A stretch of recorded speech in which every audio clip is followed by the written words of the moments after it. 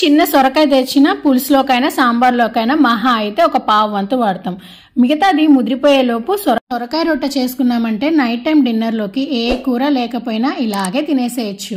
అల్లం, పచ్చిమిర్చి, జీలకర్ర, ఉప్పుతో చేసిన పేస్ట్ ని సొరకాయ తురుములో కలిపి తురుముకు తగ్గట్టుగా బియ్యపిండిని యాడ్ చేసి చపాతీ ముద్దలా చేసుకొని రొట్టెల్లా వేసుకొని రెండు వైపులా కాల్చుకుంటే సొరకాయ రొట్టె రెడీ అయినట్లే. ఫేస్బుక్ తిరిగేస్తూ ఉంటే ఒక వీడియోలో join your hands, close your eyes, Bhagwan Chalisa షురూ కరెంగే అని ఒక school people leader Hanuman Chalisa start చేయమన్నాడు.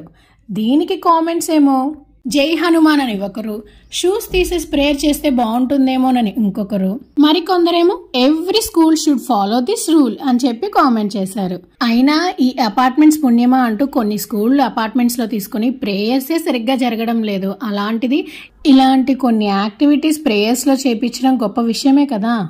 మరి మీరేమంటారు?